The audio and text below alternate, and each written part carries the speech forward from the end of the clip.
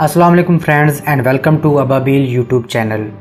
दोस्तों, कमांडो किसी भी आर्मी के लिए बहुत ज़्यादा अहमियत का हामिल होता है, जो कि एक आम फौजी से कहीं ज़्यादा ताकतवर और वेल ट्रेंड होता है। कमांडो वो मिशन सरअंजाम देता है जो कि आम फौज नहीं कर सकती।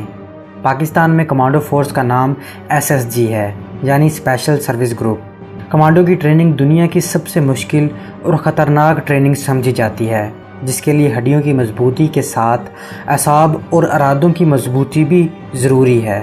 दोस्तों, इस वीडियो में हम आपको बताएंगे कि SSG को किस तरह ज्वाइन किया जा सकता है और SSG की ट्रेनिंग में क्या कुछ होता है, और ऐसी बातें भी आपको पता चलेंगी जो आपने ज़िंदगी में कभी ना सुनी हो। आगे बढ़ने से पहले अगर आपने अभी तक हमारा चैनल सब्सक्राइब नहीं किया तो ज़रूर कर लें, दफ़ाई इल्म में इजाफ़ा होगा। दोस्तों, SSG के लिए जो सबसे पहली रिक्वायरमेंट है वो ये है कि आपका फ़ौजी होना ज़रूरी है। SSG आर्मी से ही बंदे चुनती है, सिविल लोगों से SSG का कोई ताल्लुक़ नहीं है। आपका ताल्लुक़ आर्मी के किसी भी यूनिट से हो, आप SSG ज्वाइन कर सकते हैं।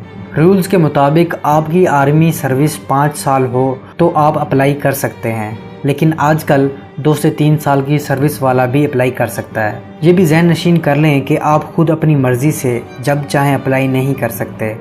जब SSG की वैकेंसी आती है तो SSG की टीमें हर यूनिट का चक्कर लगाती हैं और आपको मोटिवेट करती हैं। SSG में जाने की सबसे बड़ी शर्त यह है कि आप अपनी मर्ज़ी से, अपनी खुशी से SSG में जाना चाह रहे हैं, ना कि किसी ऑफिसर या सीनियर के कहने पर। आपकी हामी भर लेने के बाद आपका फिटनेस टेस्ट होता है, जो कि एक फ़ौजी के लिए मामूली बात है। इस फिज़िकल टेस्ट में 1 मिनट में 40 पुशअप्स, 1 मिनट में 40 सिटअप्स और 7.5 मिनट में 1.5 मील की रनिंग होती है।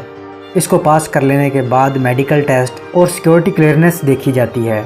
दोस्तों, आपको एक फ्री टिप भी दे देता हूँ। हर इंसान को अपना पता होता है कि उसमें कितनी कुव्वत बर्दाश्त है और उसकी हड्डियाँ कितनी मजबूत हैं। अगर आपको लगता है कि आपकी हड्डियाँ ज़्यादा मार नहीं झेल सकती तो SSG में जाने का सोचिए भी मत, क्योंकि ये कमांडो की ट्रेनिंग है, कोई आम ट्रेनिंग नहीं है। खैर, सिलेक्शन के बाद आपको ट्रेनिंग के लिए KPK में चिराट सेंटर में भेजा जाता है। ट्रेनिंग सेंटर के अंदर इंटर होते ही आपको कहा जाता है कि सामान गेट पर रख दो और फ्रंट रोल शुरू कर दो, चाहे आपने कॉटन का या लट्ठे का सूट क्यों ना पहना हो।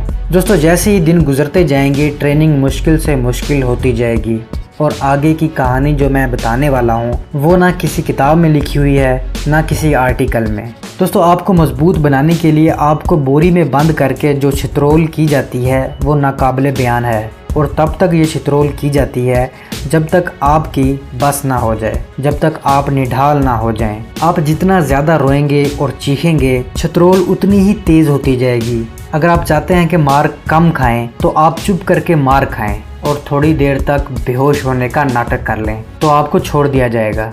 इस मार कुटाई का मकसद ये है, अगर आप दुश्मन के हाथ लगते हैं तो आप मार बर्दाश्त कर सकें। एक मरहले में आपको पैराशूट ट्रेनिंग स्कूल ले जाया जाता है।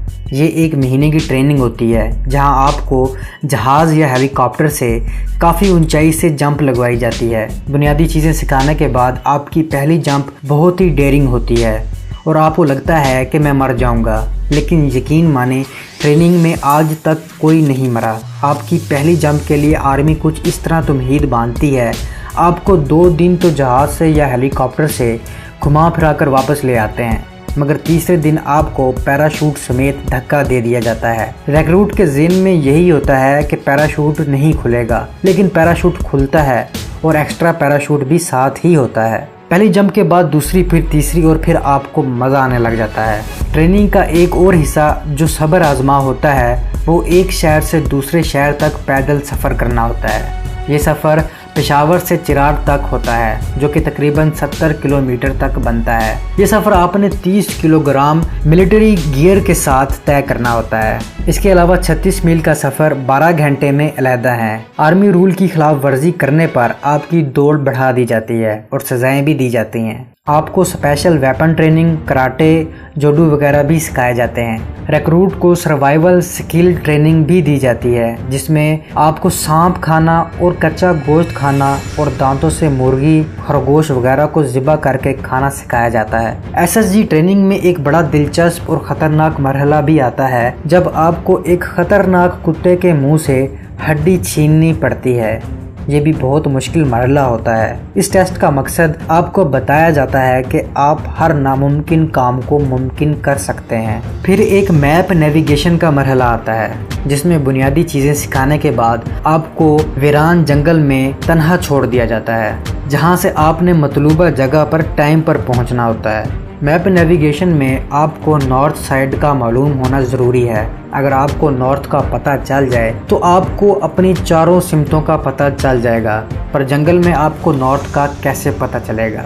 यही चीज़ तो सिखाई जाती है। जंगल में अगर आपको सूरज नज़र आ रहा है तो सूरज से पता चलेगा, अगर रात है तो चाँद से, अगर चाँद नहीं निकला तो सितारों से। दोस्तों, ये वही सितारे हैं जिसे हम दुब्बे अकबर कहते हैं, जिसे हमने 9वीं 10वीं की क्लास में पढ़ा था। अगर सितारे नज़र नहीं आ रहे तो आसपास कब्र है तो कब्र से पता चल जाएगा। अगर कब्र नहीं है तो आपको जंगल में मौजूद किसी दरख्त के फल से पता चल जाएगा। और अगर फल भी नज़र नहीं आता तो आप किसी जोहड़ के पानी पर किसी दरख्त का पता रख कर उस पत्ते के ऊपर सुई या कोई बारीक लोहे की चीज़ रखें तो आपको नॉर्थ का पता चल जाएगा। गर्ज ये कि आपको नॉर्थ का पता होना चाहिए।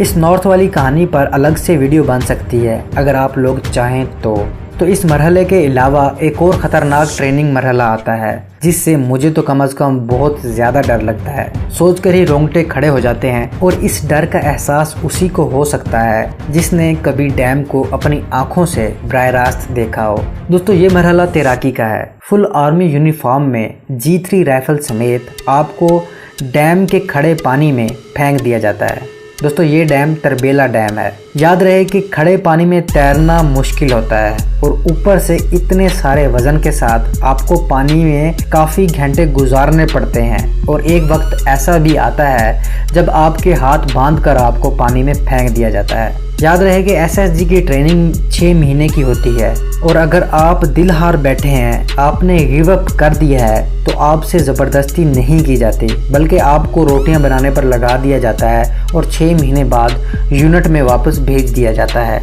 एसएसजी में आपकी किस्मत का अच्छा होना भी ज़रूरी है। अगर फाइनल परेड डे से पहले रिहर्सल में भी आपका बाजू या पाँव फ्रैक्चर हो जाता है तो आप कमांडो का बैज हासिल नहीं कर पाएंगे। और ऐसा कई लोगों के साथ हुआ भी है। आपकी हड्डी तो जुड़ जाएगी, लेकिन आप बहुत रोएंगे कि आपके 6 माह की मेहनत ज़ाया हो गई है। इसलिए मैंने शुरू में कहा था कि हड्डी का मजबूत होना ज़रूरी है।